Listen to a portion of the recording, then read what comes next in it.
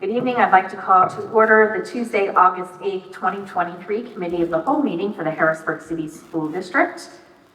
And we apologize for the lateness of starting. Would you all please rise for the Pledge of Allegiance?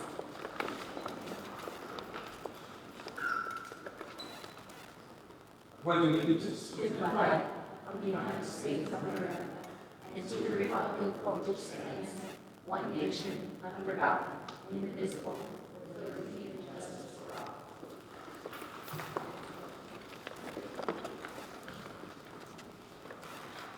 all. I'd like to announce that the school board and receiver met in executive session prior to the school board meeting this evening at 5:00 p.m. to discuss personnel and legal matters. Madam Secretary, would you kindly call the roll? Thank you, Dr. Susky. Mr. Carter? Ms. Copeland? Present. Ms. Johnson? Present. Ms. Radcliffe? Ms. Robinson? Here. Mr. Roy? Here. Mr. Thompson? Mr. Thompson-Leaven? Present. Mr. Williams? Present. Dr. Susky? Present. Dr. Waters? Present. And Mr. Clark? Present. Thank you. At this time, I'm requesting approval. Madam Secretary, I believe Mr. Thompson is on the phone. You want to see if you can hear us? Can you hear us, Mr. Thompson? My apologies.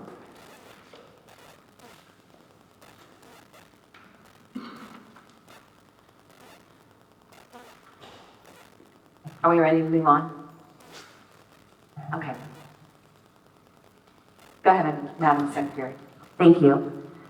At this time, I'm requesting approval of the attached minutes from June 27, 2023 as attached. The minutes from the June 27th School Board and Receiver General Business Meeting are formally approved as attached to the agenda along with the presentations also attached. Thank you, Dr. Susky. And at this time, I'm requesting approval of the agenda for Tuesday, August 8, 2023, Committee of the Whole as presented. The agenda is also approved as attached in board docs. Thank you very much. And this evening, there are no presentations. However, I'm going to ask Mr. Jeffrey Straub from Crabtree, Rohrbaugh and Associates to come forward to explain some change orders that are listed under Office of Operations this evening. Hello, everyone. We have 3 change orders to discuss with you this evening, and I think these are very routine change orders that we want to discuss this evening, but more to talk about format as we move forward with the entire construction project of steel, and then some periodic presentations or just bringing information to you on a routine basis. So first I'll talk about the 3 change orders.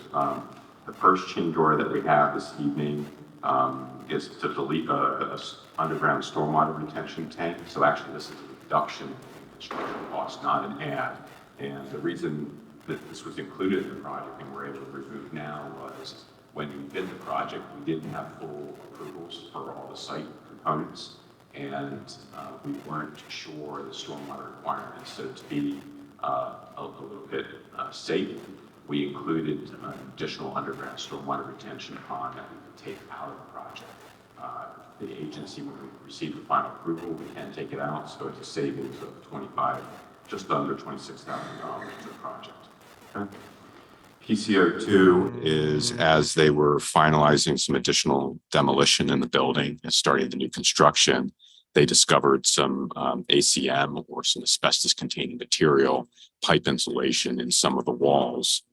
And to remove that's $2,432. So that's an unforeseen and has been addressed. And as we finalize prepping for the new construction being installed, we will see that from time to time. The third is, and this item is a little bit larger, moving two classrooms on the back side of the building that were built they weren't original to the 1920 construction, but more the 1950s era. When we took those down, we discovered that the roof deck, the concrete in it actually contained asbestos material in the roof deck. And that had not periodically, all buildings for schools are required to have asbestos regular testing or what's in the buildings every 3 years. These were not identified because they were in the roof deck. They could not be tested. And it wasn't until they were demolished that they were discovered and they were immediately addressed. And that is so that's an unforeseen cost coming to the project of $55,460. So combining those three change orders together, it's bringing change orders of $31,940 to you this evening for your review and approval. And I'm more than willing to answer any questions. I do want to give a little bit perspective then of what I mentioned, a sort of a format. First of all, these are, we do have construction contingency built into the project in actually two formats. We have both a $566,000 built into the budget, and we also have allowances built into the project for unforeseens of roughly a little over another $200,000. When you add those two together, what we're bringing to tonight represents 4% of what's in the budget. So this is not adding dollars to the project. It's always the hope that we don't spend all the contingency by the end of construction, but we just wanted you to know that this is built into the budget for things that are just either discovered unforeseens during the project, or some things just coordination doesn't occur. I also want to let you know that these three change orders, we don't lightly ever look at change orders and just, rubber stamp them and forward them to the district. The first two change orders were actually received 3 months ago, and the third one was received 2 months ago. So, and the reason for that is typically when we receive those, we spend quite a lot of time, both as the architect, the contractor, your owner's representative, and then the administration before we bring it for final approval, trying to vet that and bring those costs down to you. And then last for the evening, just that periodically through construction, it won't be every month, but at times we will come to you and sort of give an overall report on the project, answer any questions that you might have for us. So with that, sort of short and succinct this evening, if anybody would have any questions for me. Any questions on the three change orders? Well, we look forward to having you back for a progress update in the next few months. Well, with that, thank you very much and have a good evening, everybody. Thank you, Jeff. Okay, bye. Okay, Madam Secretary, we're ready for public comment. We have one public comment this evening from Pastor Harris, who resides at 103 South 21st Street.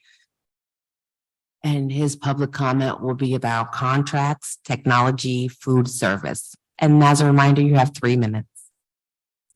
She told me 15 since I'm the only person. Good evening.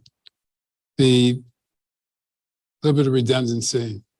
We need to know what contracts have been let through the business manager over the last several years. Excuse me. No one ever told me I've talked too lightly. We need to know what contracts have been let by the business manager over the last several years. We need to have an idea whether or not the disadvantaged businesses are getting an opportunity to participate.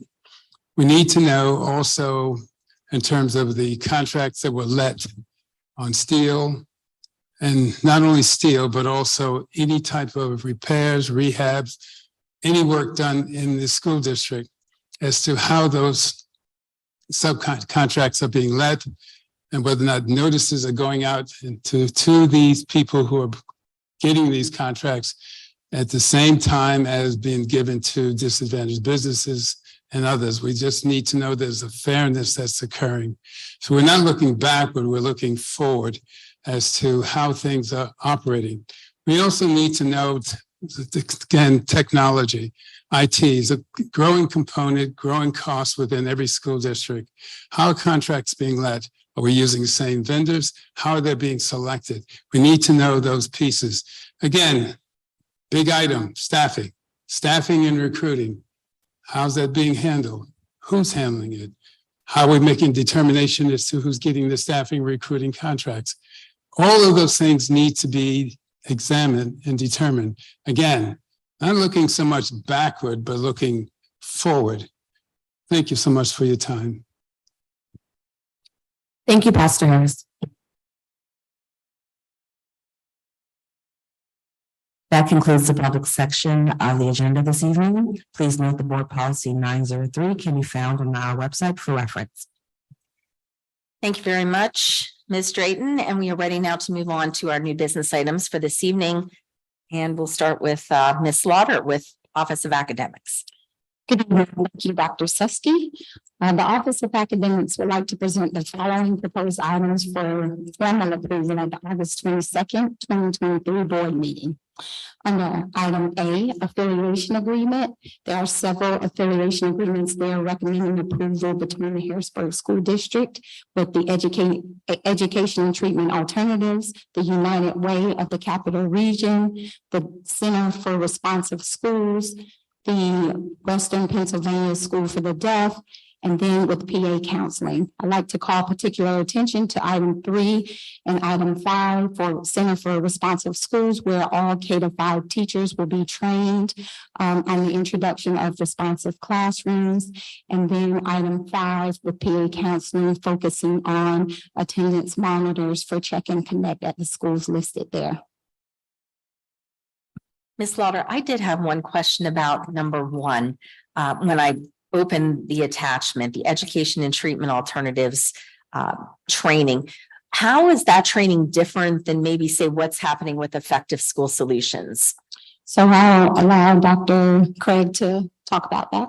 This is aggression replacement training that will be for all counselors. It will be provided by counselors, school psychologists, and social workers as a tier 2 intervention.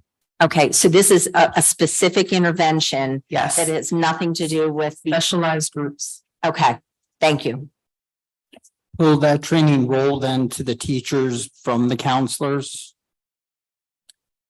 Given what they do, that's something that our teachers probably should have. From my understanding of the training, it's very strategic, explicit training that is specifically for counselors, and school support. psychs and social workers. I had other questions. And Go ahead. The Center for Responsive Schools has a 1-day contractual introduction. Is that done like over the summer? And So actually, it'll be October 9th, our first Act 80 district-wide day. So all K-5 teachers will be engaged in that training on that day. and that plays into the station rotation part, didn't it? So that's a little bit further down. Yeah. We do have the station rotation Right. training, but that is one of the district's initiatives with responsive classrooms and restorative practices to support the classroom environment. So that'll focus for K-5 teachers. Excellent. And she asked my question about the education and treatment. Hearing no other questions. Oh, wait, I'm sorry. Ms. Robinson? Just had a question about number 4 for the Western Pennsylvania School for the Deaf. Is that amount for a specific number of students or? Dr. Palmer to. That was for the summer program, and Oh. we did it virtually this summer. Oh, So the okay. kids didn't have to travel all this. So that's all. And can you explain a little more about the agreement between Harrisburg and PA Counseling? This is to provide check and connect attendance monitors. Could you explain a little more what that? is? Yeah, Check and Connect is in all the schools, is my understanding. And so they hire mentors that will work with specific students who are targeted to have attendance issues, truancy issues. And they work very closely with families and students on getting students to the school. Is there a cap on how many monitors PA counseling will provide? How many mentors they provide? How many mentors, or is there a cap? It's 2 mentors per school. Just 2 per school, so, So we target the students who are severely truant. That makes sense, but yeah. and just 2 per school. But that's just through PA counseling. But do we have other mentors or resources for schools? Because I'm quite sure more than 2 are needed. Right, so they all have, the 2 mentors have a caseload. Right. And then in addition to that, through our attendance teams, The district. through our district attendance teams, we target students that we try to partner with the counselors to be checking on those students. Or attendance teams, or even school like grade level teams that we be checking on specific students. Oh. Thank you. Ms. Robinson, the county actually funds some of these for us. Oh, So okay. they fund the balance of them. Thank you.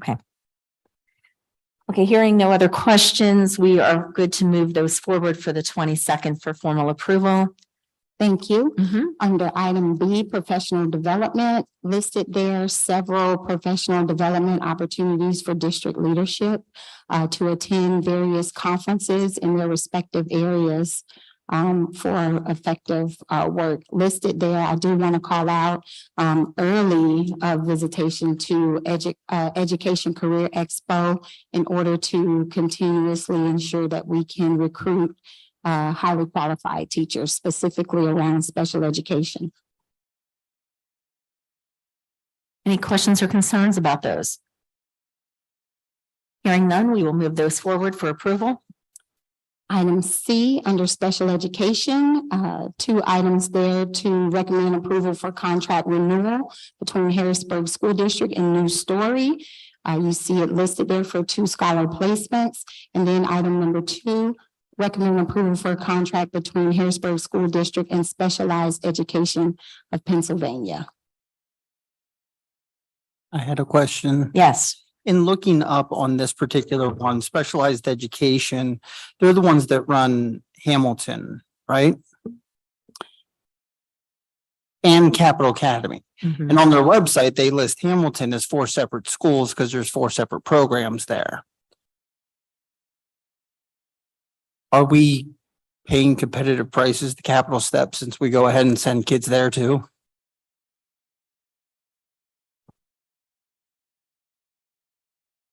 It's just that they have all of these and they have multiple assets in Harrisburg. Some of are under us. I'm just like making sure that budgetarily speaking, it's not like we're paying more to send somebody to Capital Steps than we are to send them to our own asset with the same contractor. The 16,245 is strictly for the special ed slots at Capital Academy though, correct? Okay. So this is not for Hamilton. Okay, that helped. Okay. Ms. Robinson. For number 1, under special education, it's 4 student placements at 309 per day and 2 student placements at 417. What's the difference in those? That seems to be a big difference. Is it just for the services that each child needs, or how is it? Okay.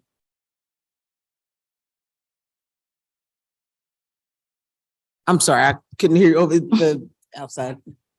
Require one-to-one support with Mhm. an adult, and so it increases the daily. I still didn't catch the last thing you said. She said that some students require one-on-one additional support and that would increase the daily rate. Gotcha. Okay, thank you. Fine. Any other questions on the special education items? Hearing none, we will move those forward for approval on August 22nd. Moving on to student services. Thank you. Under student services, 2 items, recommending approval of the K-12 student code of conduct, which is attached there. And then 2, recommend approval for an MOU between the Harrisburg School District and Dauphin County for a transportation plan and agreement. I'd like if Dr. Craig or someone on the administrative team can give us just a little bit of insight into the K-12 student conduct, because I know there was a lot of time spent on this over the last several months. I guess that would be me.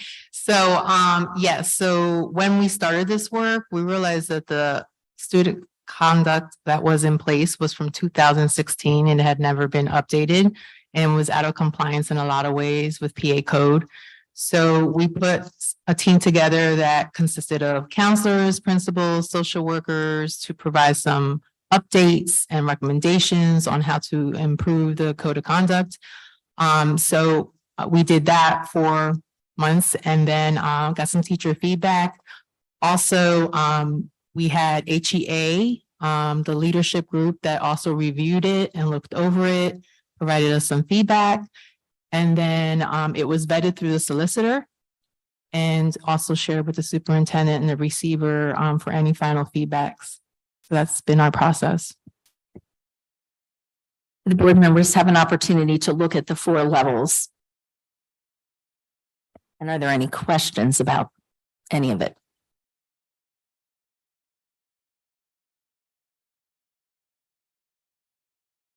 Hearing none, we will move it forward for formal approval on August 22nd. Okay, and finally, under item E, learning resources, several resources we're requesting approval for. Item 1, approval of Imagine Learning digital libraries that supports our HVLA, Edgenuity, as well as Career Academy. Item 2, requesting ratification for Imagine Learning licenses and professional development. That is what our elementary schools use for math intervention. Under item 3, recommend approval for Imagine Learning, the digital libraries for Harrisburg High School, John Harris campus, that is used for credit recovery. Item 4, request ratification for a contract between Renaissance Learning for a district-wide subscription of STAR Math and Reading Assessments, as well as Freckle Resource. So STAR Math and Reading Assessments are what we use for benchmarking across the district, and Freckle aligns to that. That will be used to support core and intervention at grades 6 through 9 in the subjects there. Under 5, recommend approval of Imagine Galileo assessment, access through Imagine Learning that supports our multilingual scholars. And item 6, recommend approval of Savas Inspired Literacy or ILIT, which also supports our multilingual scholars for intervention.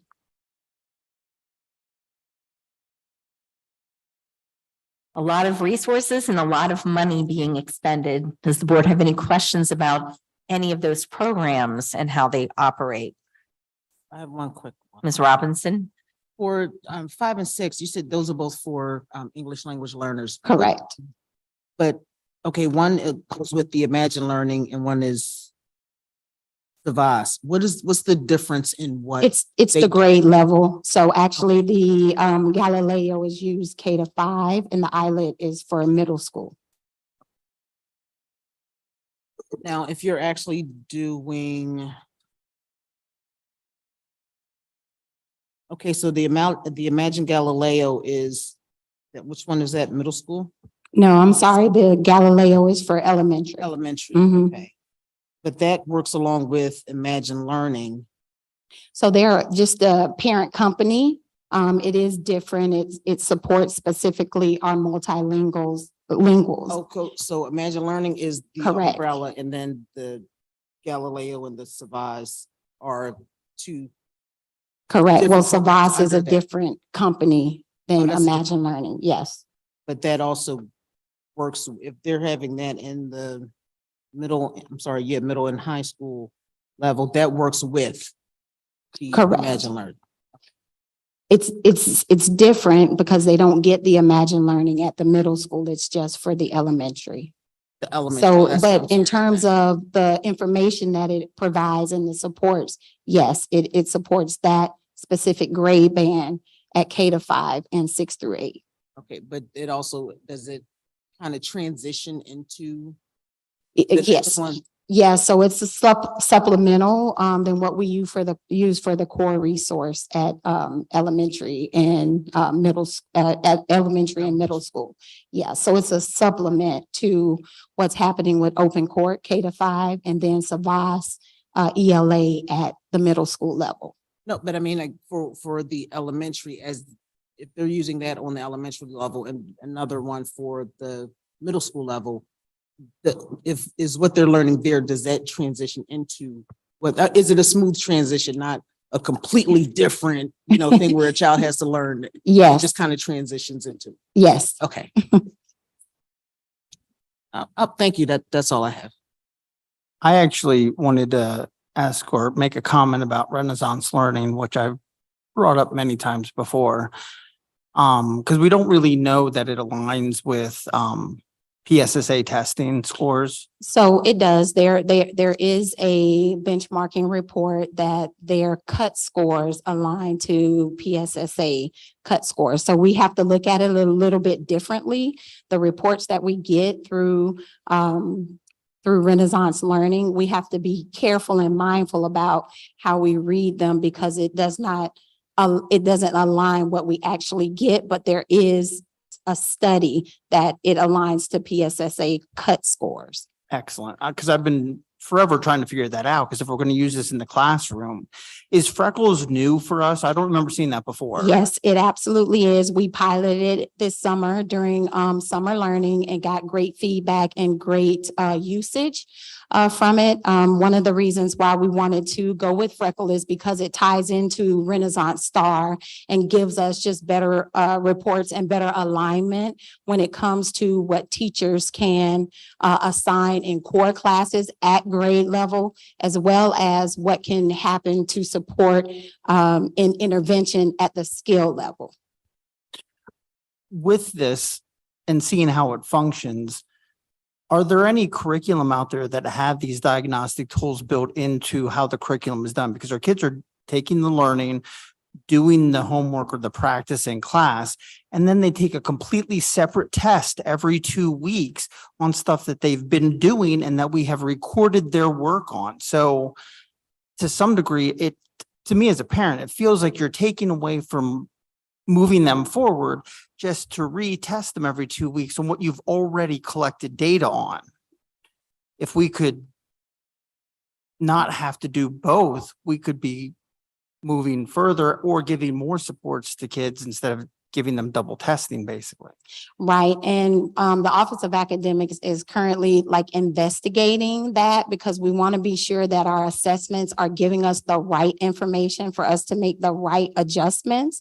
So currently we just use the Renaissance for our benchmarking to look at across time how scholars are responding and then looking at as you suggested, those 2 weeks to support how to change instruction just in time to ensure that our scholars can meet benchmark.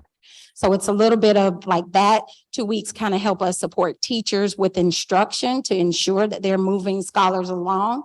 And benchmarking tells us that, okay, they've gotten where we want them to be. So because that's so spread out, we want to be sure that within that time, we're progress monitoring before the progress monitoring. Just seems redundant to me. I mean, you're already teaching the lesson, then you're having the kids do the lesson, having them do the homework. So there's data. And then at the completion of that, we're going to step away from Eureka Math in most cases and give them a test that takes at least a period, if not 2 periods, because it's agonizingly long, because it's adaptive. To then go back and start teaching the next lesson when you already had the data to show you that. It just seems redundant and wasteful to some degree in that regard. Couldn't there be a way to get that benchmark data from the homework that they've done and not put them through an additional testing? Yes and no. We want to be sure that they retain the knowledge that they've acquired during that instruction. So we are investigating ways to shorten that, especially the progress monitoring. Between the progress monitoring, we don't have to have long. Well, what I mean is and I get what the adaptive test, the cool thing about it is, yes, it's going to test where your kid is now. Like we've done this is what they should be doing based on state standards and frameworks. but then you're going to throw in stuff from last year. And you're going to throw in a few questions that they haven't learned. They don't know, and you want to see where they are. Can they figure it out? Where are they? That's what this benchmark test is for. You can do that if there's a curriculum designed to do that. And my question is really, is there anybody putting forth a curriculum that would maximize the time of education in class to not have to use these separate tools all the time to get the data from the work the kids are already doing? We are investigating that. Yeah, and I can step in real quick, is I do understand what you're saying. And with the Office of Academics and myself, one of the things that we are definitely going to start to move forward with is you will see something come forward in terms of a curriculum audit. We do have some current concerns whether or not the curriculum that's been put in place is there to support all of our students. So we are definitely going to move forward with that within the next couple of months to really make sure that our teachers and our students have a robust curriculum in order to support the needs of our learners. So we definitely have some agreement there in terms of what needs to be looked at district-wide, and that's across the board. That's actually K to 12. So you will see something come across probably within the next 2 or 3 months in terms of being aggressive in our approach to look at the curriculum that teachers are using and utilizing every day to make sure that it is there for, we have a very diverse population. So we need to make sure we have a curriculum that supports all of our learners. And it's been something in our assessment probably over the past 7 or 8 months, and looking at our curriculum from K to 12 is we definitely see some deficiencies in that. So you will definitely see something coming from Portia's office within the next couple of months to address some of those concerns. Thank you very much. No problem. Ms. Copeland. Yeah, I was going to say, just to add on to it, how often are the assessments? So Done. the benchmark assessments are done 4 times a year. So each quarter Quarter, that's what I was essentially. gonna say. Mhm. Okay, great. Just to see where they're at and if they're improving. So that makes sense. Thank you. So we don't have, it depends on where a scholar is tiered for intervention and supports. Those scholars, we progress monitor more often because we want to be able to see a trend line and where they're going. So we need to be able to give them or assess them more often. So that may happen every 2 weeks. It's not every scholar. My daughter's at Marshall Math Science and gets a math intervention star and ELA intervention star technically every week, but it's every 2 weeks for each subject. That happened last year. And I talked to the teachers about, why are we doing this? And they're like, that's what we're supposed to do.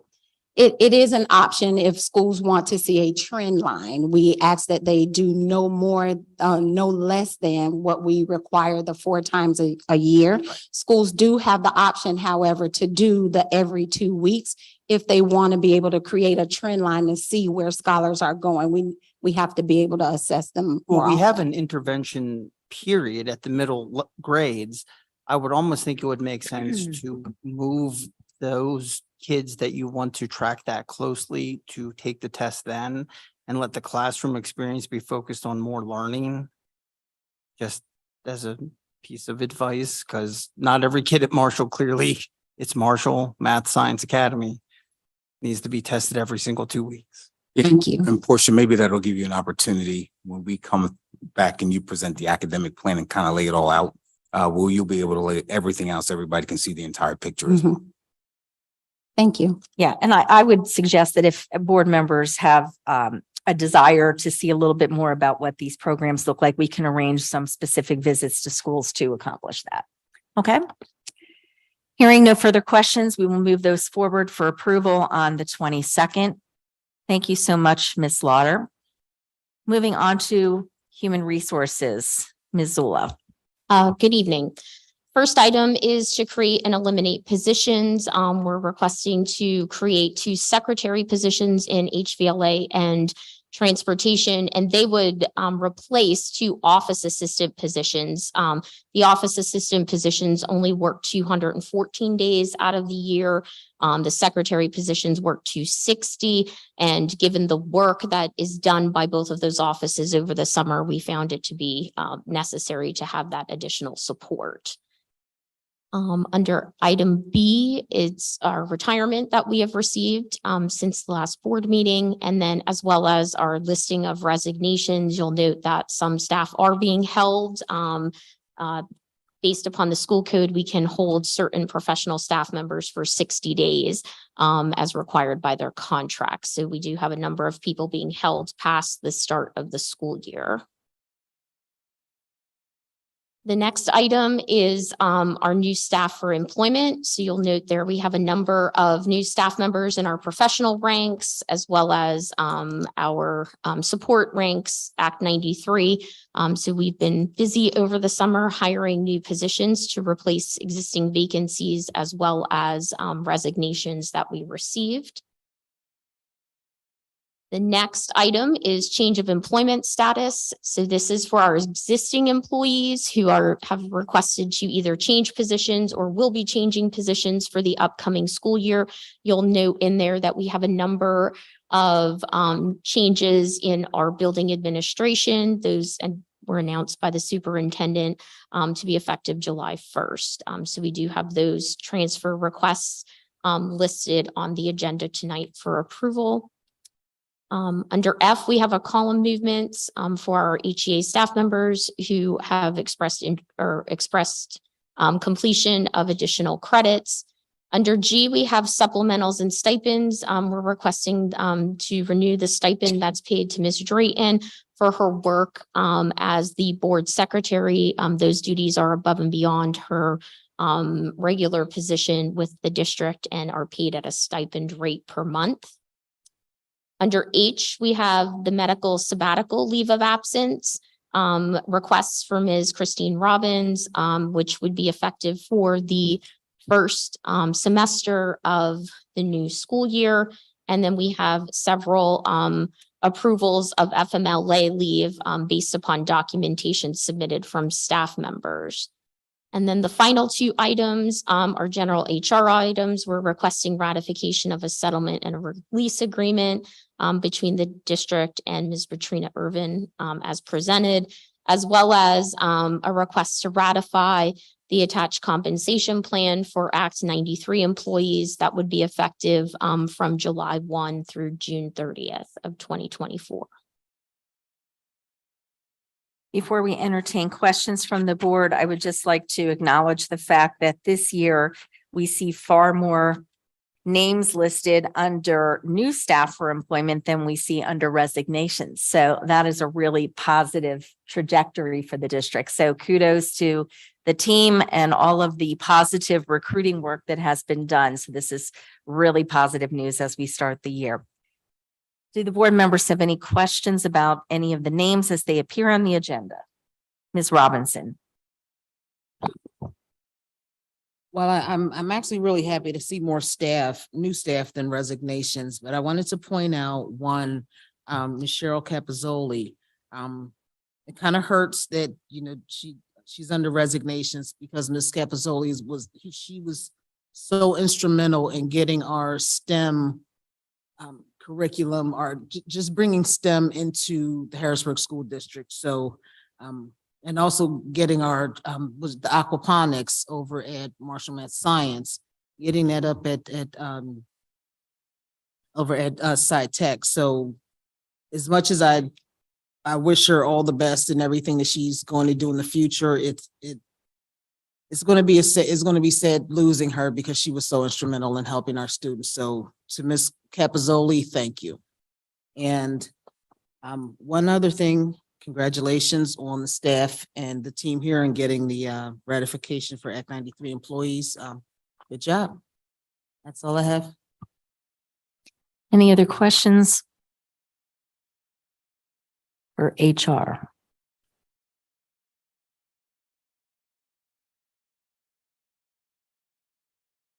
Okay, hearing none, we will move all of those items from A all the way up through J to the August 22nd agenda for approval.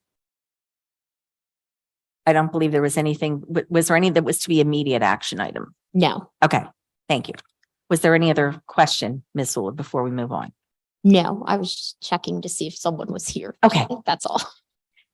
Thank you. And athletics and activities. Now I see who you might have been looking for. Yeah. Is it? I can do, oh, Cal is here. Oh, I didn't see him. Yes. Okay. So I don't know if. AD Everett, Cal- I didn't know if you wanted to present your list of coaches on the agenda, or if you'd like Dr. Craig to do that, or Ms. Zula. I'll do it. Okay. Or it doesn't matter. The administration is presenting the following proposed actions for formal approval. In section 8, it's the athletic coaches salary schedule. Are there any questions regarding that? Anyone on the board have questions about the stipends and the steps that are listed on the agenda? Hearing none, we will move those forward for approval on August 22nd. And And- secondly, Yep, in section B, it's the list of, or we're asking for the approval of employment of the attached list of all fall athletic coaches for the 23-24 school year. Is also attached. any questions on the coaches and the stipends listed for each?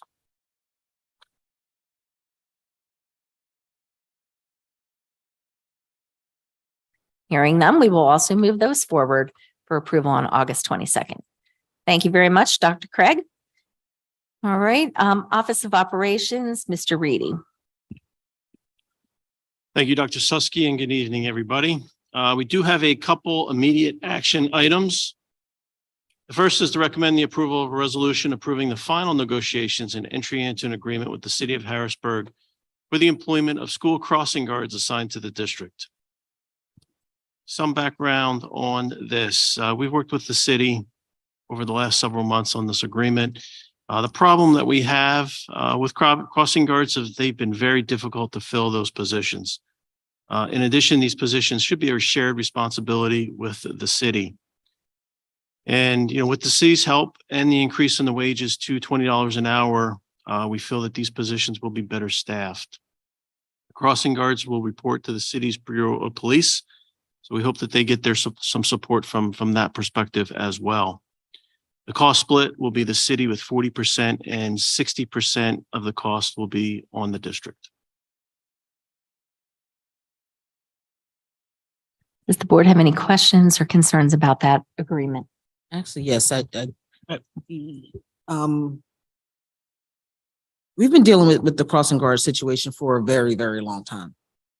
Now, according to, if I'm not mistaken, please correct me if I'm wrong, the city are the ones responsible for the crossing guards, not the district, because we're responsible for our children on district property, but our guards or security, they can't cross the street to deal with another issue.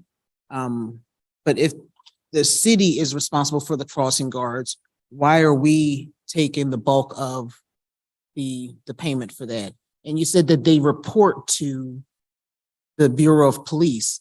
So they report to the police, but we're paying the bulk of the bill. So we don't have any say over those individuals, but we're paying the bill? Well, we will certainly have a say over the individuals if they're not performing. That has already been discussed, and we will have a say if they're not performing their tasks adequately. Sometimes what you see is a shared responsibility between the two entities. In this case, what we negotiated was a 60-40 split. And what the district has agreed to do was the recruitment, the hiring, and the oversight of these employees. So that is what we negotiated, and that's what we feel is a fair agreement. But if we're doing oversight, but they report to the police, that's where it kind of caught me. They're going to do the oversight. It's their employees. They're going to do the oversight, the recruitment, and the actual payroll behind the scenes to actually paying the employees. Okay, I'm confused. Okay, so that probably, okay. Yeah, I'm not getting this.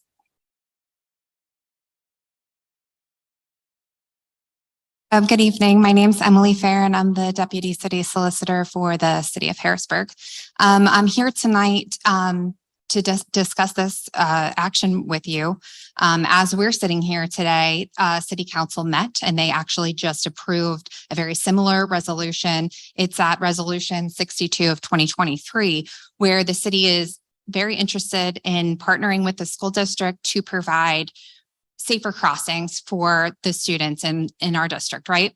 So this partnership, the city is going to be providing the training and it is going to fall under the Bureau of Police, specifically the Community Services Department. That also holds our community service aides. So what we're interested in doing is bringing up the pay. As it was stated, it's $20 an hour. That's going to help us fund 12 part-time employees. And they're going to be able to become members of the AFSCME labor management. So if you want to direct some questions to me, I'm happy to read also part of the agreement that we have negotiated and entered into or intend to enter into. And maybe that could provide some clarity for you. I would appreciate that very much. Thank you. Absolutely. So my first question is, so they're getting the training from the police department, we're recruiting. No. Or who's recruiting? Correct. So it's actually the city that's doing the recruiting with input by the district. Okay. And we are requiring clearances. Of course, that anybody that comes through the school district would need their clearances. We have negotiated that the 5-year clearance actually be no older than a year. Training, oversight, and the specific locations are 6th Street and Division Street, 3rd and Radnor, 4th and Emerald, 6th and Maclay, 6th and Riley, 17th and Market, 19th and Market, 19th and Dairy, 17th and Dairy, and 15th and Her. Okay. So I'm sorry, I need to go back. I need to make sure I have this. So the city recruits with input from the district. That's correct. Now, where does the Bureau of Police come in? The Bureau of Police comes in that the Department of Community Services falls under the the Police Bureau. That's just the tree as the city is. Okay, so the city recruits, we can provide input, but we're also paying more than 50% of that $20 per hour. That's correct. But so whose employees are they? Are they our employees? City Or are they employees. city employees? City employees. So they're city employees under AFSCME receiving $20 an hour. The district has some input. We're not recruiting, but again, we're paying 60% of the cost. I think the alternative is that, so the partnership, the whole purpose is to provide more crossing guards at more locations at a higher rate of pay. And I understand that, but if you're actually looking under law, the school district does not need to provide the crossing guards. The city provides the crossing guards. So in all actuality, it doesn't actually fall under us to employ the crossing guards. It's up to the city, but the city gets their employees under AFSCME, but we're paying 60%. I'm not sure how that was negotiated. I understand it is a wonderful thing to have the crossing guards. I'm not saying that it's not. My thing is we're paying 60% for someone else's employees. That's where I think my confusion is. Right. And I'm not sure exactly what the breakdown is for the length of term that you have employed your own crossing guards for only a few of the crossing intersections. Yeah, we currently employ 2 of them. And we pay 100% of the cost. But those are our employees. Right. And we don't Again- actually have the legal standing to do anything off of school property. So they're actually monitoring intersections for which we don't have But the authority. city has to provide those. Right. We went through this argument many years ago. And again, please understand me, I am all for getting the crossing guards, keeping our children safe. I love that. But again, when you strip away all of the We're working together, the bottom line is money.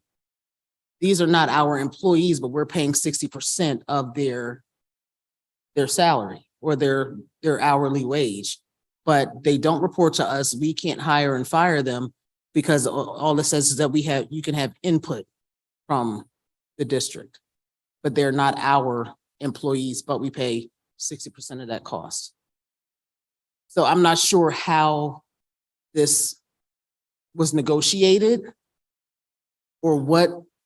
I understand the benefit to the district because it protects our students, but it's also a benefit to the city because, again, when they're out of school and out of our protection, the city is under they have the responsibility to protect the children. But again, we're paying that, but how do we justify that in our books as 60% of income for somebody else's employees? And Does that make any sense? Mrs. Robinson, I'll interject just for a minute as Marcia, myself and John were we've been having these conversations about the crossing guards now for several months. How we looked at the 60-40 split for us is we're already paying $11 an hour now. If we went 60-40, $11 will go up to $12 an hour, basically. So it wasn't much more money that we would be investing in the crossing guards on our part. So I think the biggest thing for us was, we had a student who was hit right outside Camp Curtin. I think it was 1 or 2 days when we returned back from break. I myself have been out, and I'm sure a lot of us has been out at dismissal times, and we watch people flying up and down the street, sometimes with no regard for the crossing guard even that they're there. So I think from the administrative standpoint, our number one responsibility in trying to really think what's in the best interest of kids. From a standpoint financially, it wasn't much more money than we were already spending. If we would continue with the complement we already had, but we just couldn't attract any candidates at all. So for our standpoint, our thought process was, why don't we try to partner with the city to see if we up the dollar amount for crossing guards, that at that point in time, we would be able to get some individuals who would help our students be able to get to and from for some of the intersections around Downey. I mean, I can't tell you about Roland area, Melrose, with some of those being two-way streets. And what we're doing right now is we're doing a hodgepodge. So we have security personnel and administrators who stand out in the middle of the street, trying to direct traffic so that our children can get home safely.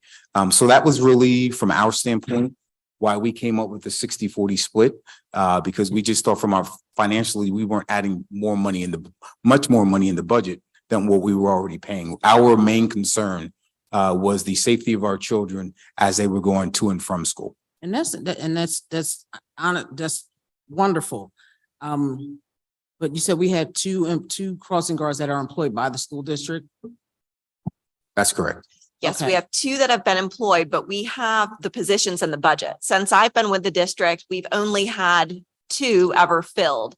We've been completely unsuccessful based on the rate of pay that we've paid these positions in recruiting individuals to work mornings and afternoons for that.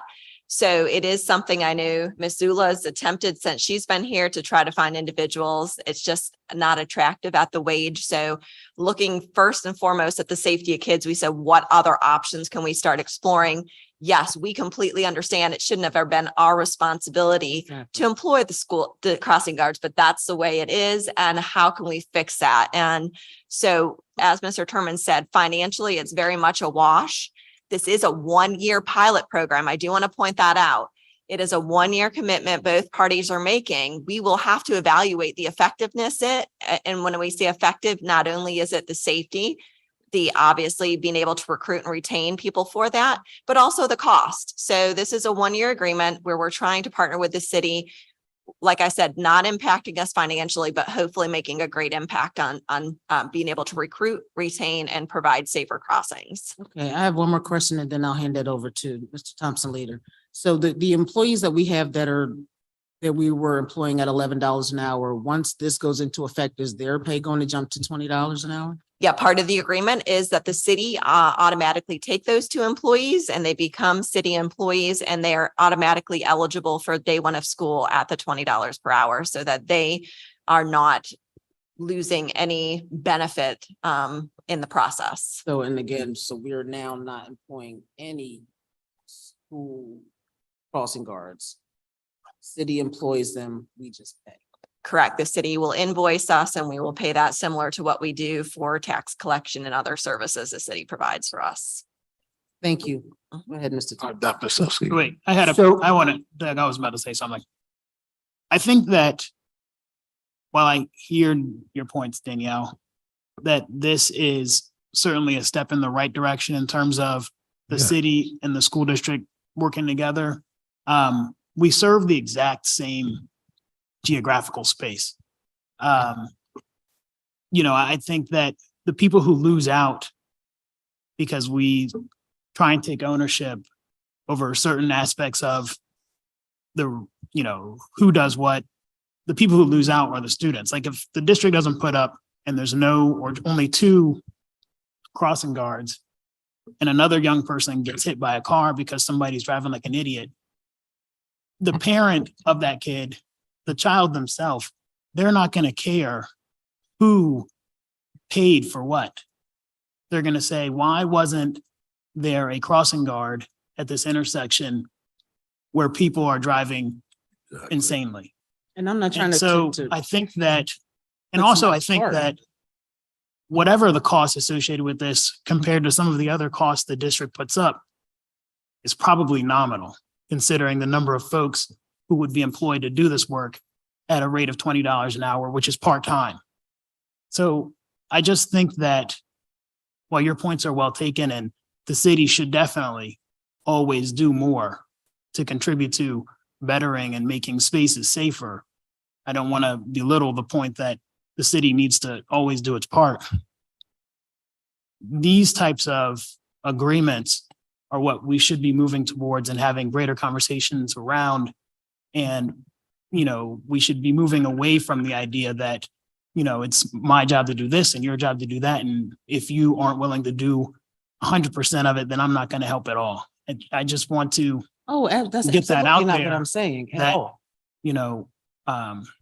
But we have responsibilities at this district because when people are saying the district needs to take responsibility and be held accountable for what our responsibilities and our obligations are, absolutely. But my point is, we already know what needs to be done. We already know it's the responsibility of the city to hire the crossing guards. No one wants to have a child hit. Absolutely not. I have children here.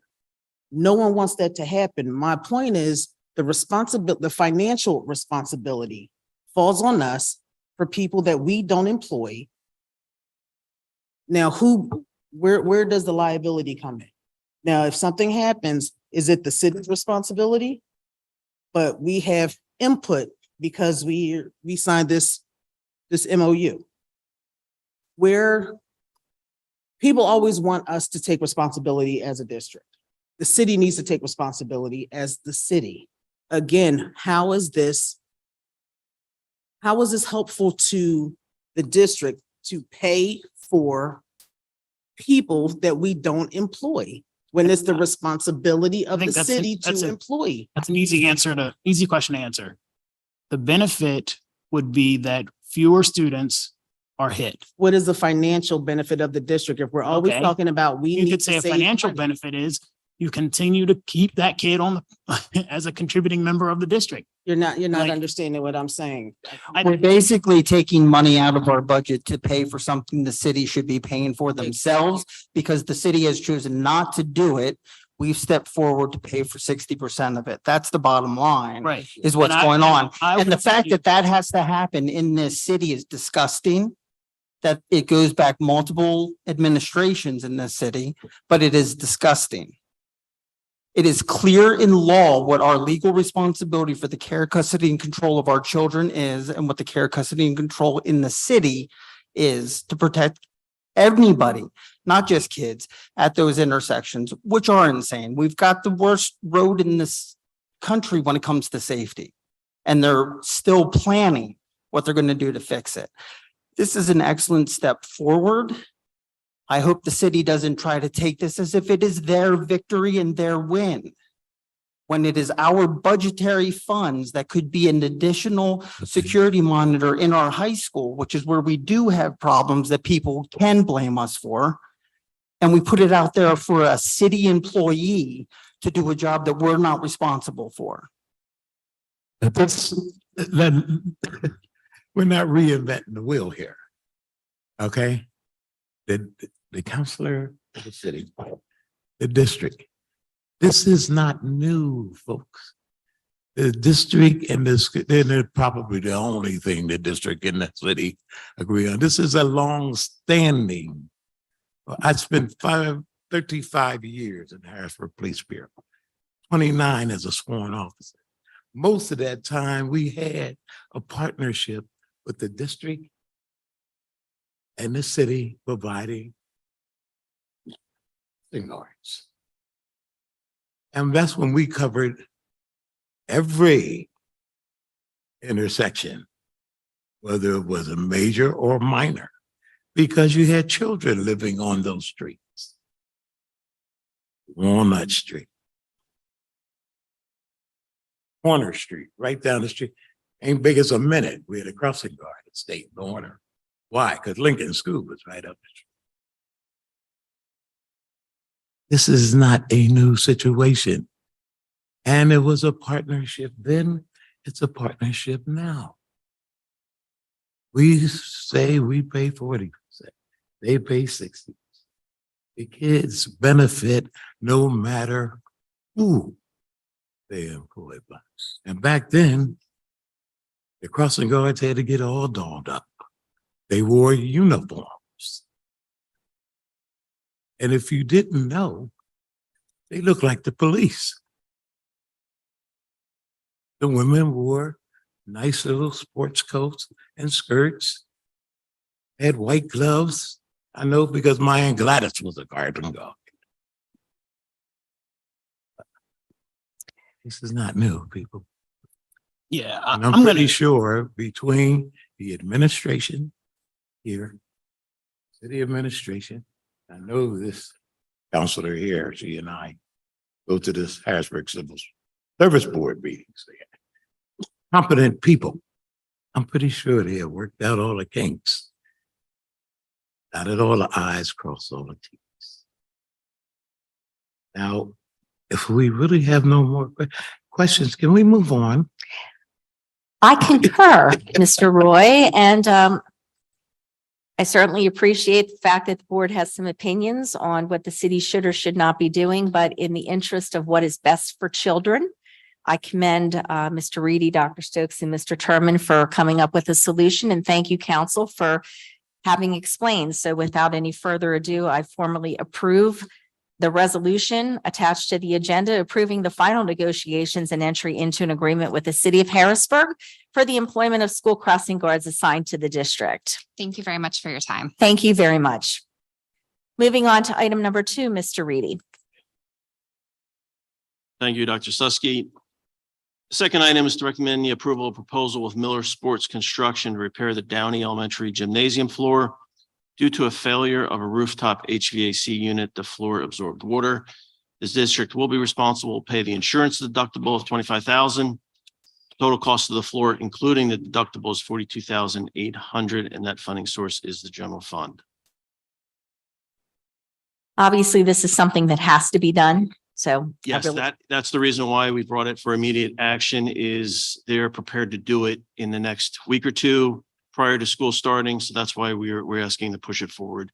I can't imagine that we have any concerns about that. It has to be done. So I will formally approve the proposal with Miller Sports to repair the Downey floor at the price listed on the agenda.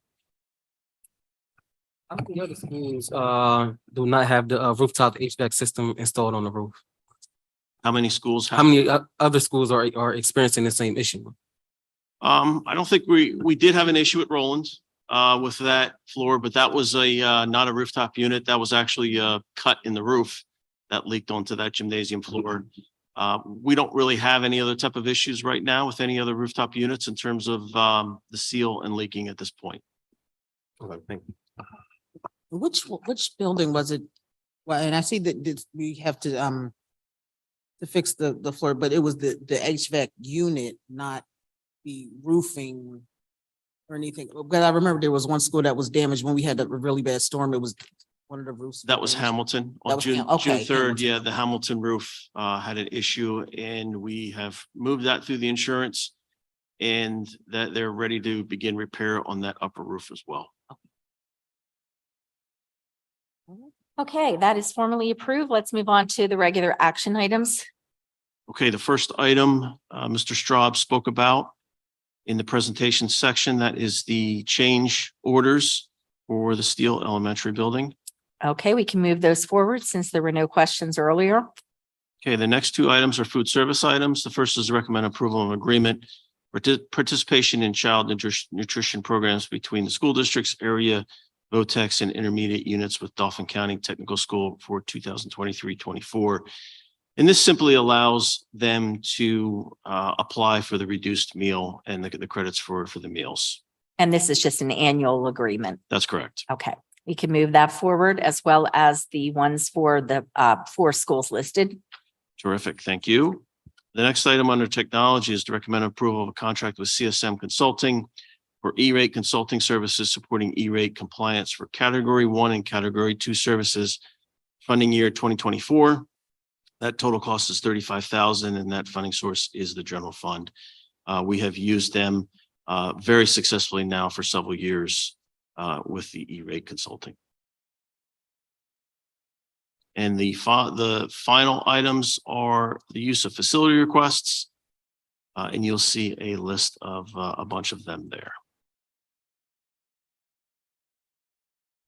I just want to make one comment about the E-rate consulting in light of the public comment that was made earlier about making sure that we're providing opportunity.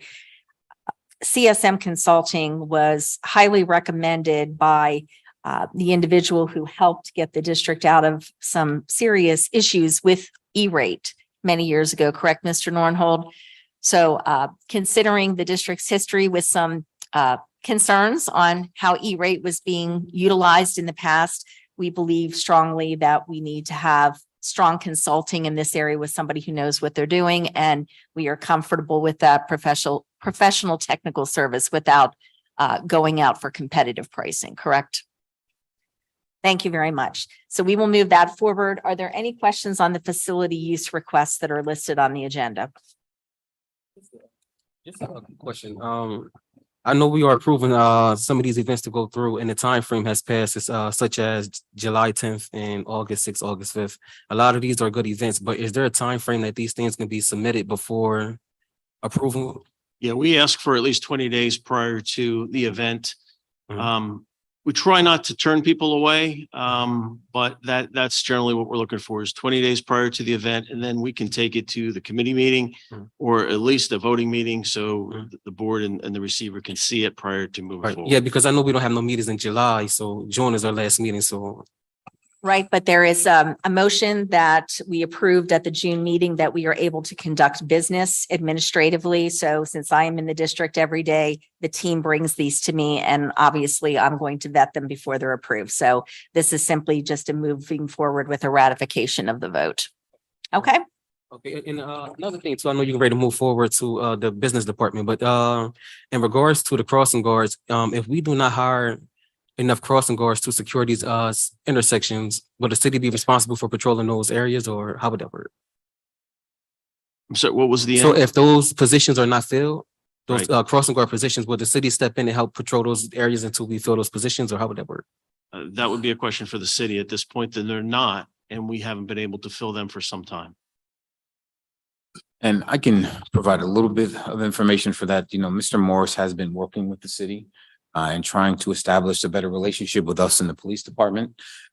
There's going to hopefully be some coverage. There was some last year with police officers being up at the schools at dismissal. But like I said earlier, in the event that we don't have crossing guards, the staff at most of our buildings have stepped up and have become crossing guards. I've seen teachers do it. I've seen administrators do it, trying to help our children get home and get through some of the dangerous intersections. So in the event we don't have crossing guards, we will do what we do and do what is best for children. And as adults, we're going to have to pitch in to help our kids get across some of these dangerous streets.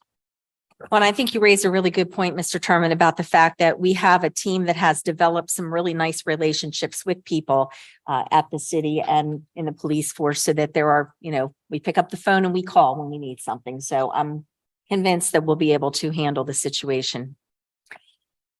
Okay, hearing nothing further, we'll move those on for approval on August 22nd, and we're ready for Dr. Stokes for the Office of Business Services. Thank you very much. So without a July meeting, we do have two treasurers' reports on the agenda for approval, one for May 31st and one for June 30th.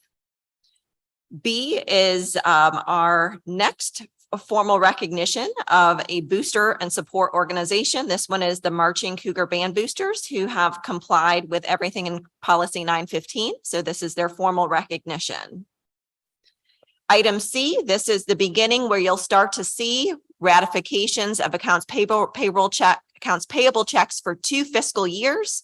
As we continue to try to pay invoices and commitments attached with the 22-23 year, you'll see those noted. Those will continue likely through October until we cut that off for audit purposes and no longer push back into the prior fiscal year.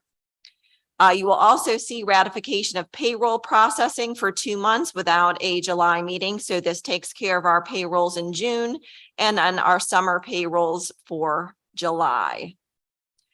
In addition, we have fundraisers listed, and there are 3 listed for the Lady Cougar Volleyball. It is noted that they are going through the formal booster recognition approval process. And so these are preliminary based on them completing that process to be formally recognized as well. And the last item is G. PDE has requested that the audit be performed on the purchase of SciTech, which is what I brought to the board months ago to try to get our PlanCon subsidy.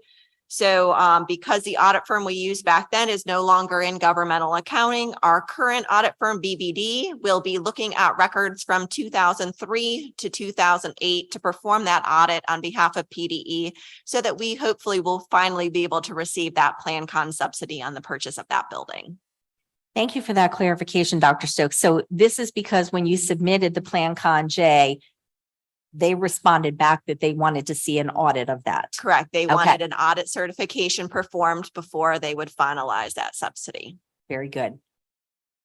All right. Are there any questions on any of the financial documents attached to the agenda? Any of the motions? Ms. Robinson. Just a quick one under C, number 8. What is it? The June PNC journal entry? I understand that these were check registers, but what was that PNC journal entry? Correct. So our P card always comes out just like a credit card 30 days after, the cutoff. Okay. We want to make sure that the things that we paid in July get pushed back to June when the purchases were actually made. In order to do that, we're doing a journal entry to record the accounts payable. And so we're not recording it in the same mechanism we do the 11 months out of the year by recording it as a wire, because we want to make sure that that gets pushed back to the June, to the 22-23 fiscal year. Gotcha. Okay. Thank you. You're welcome. Hearing no further questions, we will move all of those items forward for approval on August 22nd. And that moves us to the Office of the Superintendent, Mr. Turman. Thank you, Dr. Susky. For item B and C, we'd like to move forward with university startups. This will be the second year of the relationship between the district and university startups. Their focus is really going to be on looking at 9th grade. They did a phenomenal job last year with our 9th grade students in their seminar class, and really getting those students with their project learning, their project service projects. They are also going to, in conjunction with Choices 360, which you see on as well, really work with our middle school students as we work with our mid-level kids to get them to a point that at the end of the year, they'll be looking to pick an academy in terms of what they would like to pursue as they come through to high school. So There will be something in the future of the university startups in the district where they're going to help us partner with us to look at building our career pathway for all of our high schools. But we definitely need to start and do some work with our middle school kids where we get them ready in terms of what they want to select. So for example, if a student wants to go into welding or whatever it may be, that student now would have a strengths inventory and really know what he wants to pursue. So when that student would apply to DC Tech, he's applying to DC Tech because that's what he wants to pursue. So those two university startups and Choices 360 will definitely be helping us help our mid-level students because we did put in the budget to have pathway teachers at our mid-level. Okay, let's move forward on the 22nd to approve both of those items. And lastly, And this one is very, you're very happy and glad when you get to this one each year, each August. We have the list of graduates for that should be 22-23 school year. I just noticed that. There were 323 students who we will be approving in 2 weeks of graduates from all of our campuses. So congratulations to all of the graduates from John Harris, SciTech, Cougar Academy, and HVLA. We have 323 who will be recognizing on the 22nd. and we will move those forward for formal approval on the 22nd. Real quick, Dr. Susky, Mr. Chairman. Yes. Can we make sure on the agenda that we have, that link isn't on here? It says that there's a link on there, the 2023 graduation status, student detail, but it's not on our. Are you logged into Board Docs? Yes. Okay, because it's showing up on my Not. agenda. But okay, but I'm okay, as long as it's there, okay. Yeah. Okay, Yeah. because if So you're I not click logged in, log it won't show you the attachments. Okay. Okay. And someone else had a question, I believe, Mr. Carter. I just had a simple question. I know we have the university startups. What do we have in place for the seniors in regards to learning about the SAT, how to go about their SATs and putting in college apps and stuff like that? Good question. We are working with Naviance at the high school level.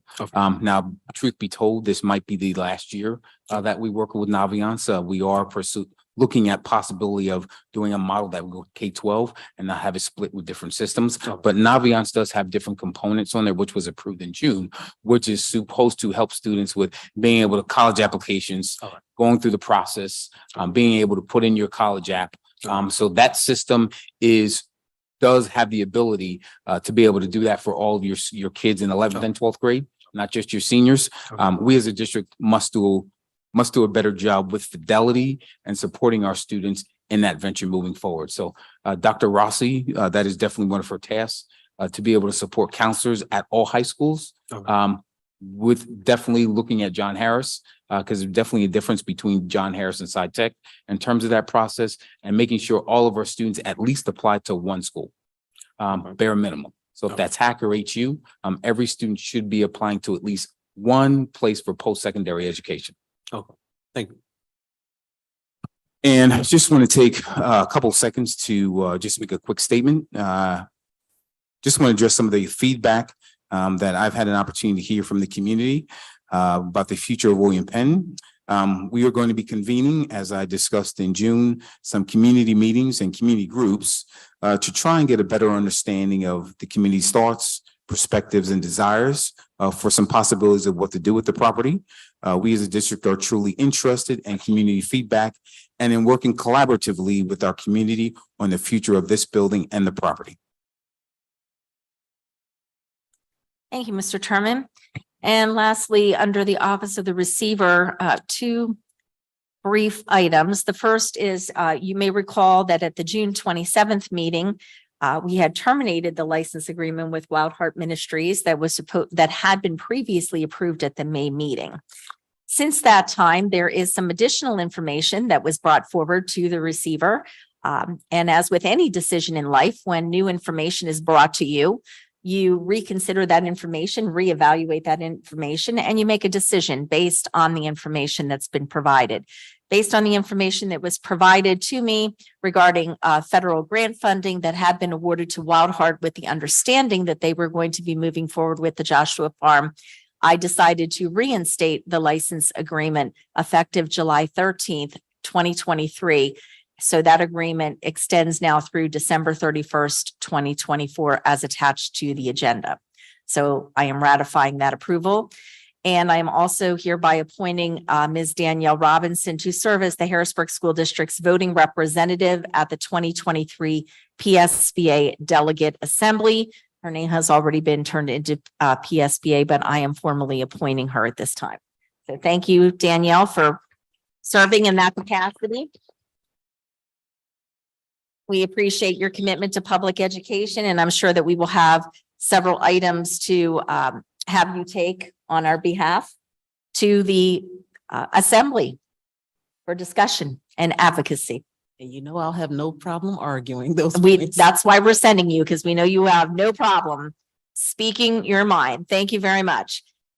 Okay, there are no policy updates listed on the agenda for this evening. Correct? So hearing no further business for tonight, this meeting is hereby adjourned.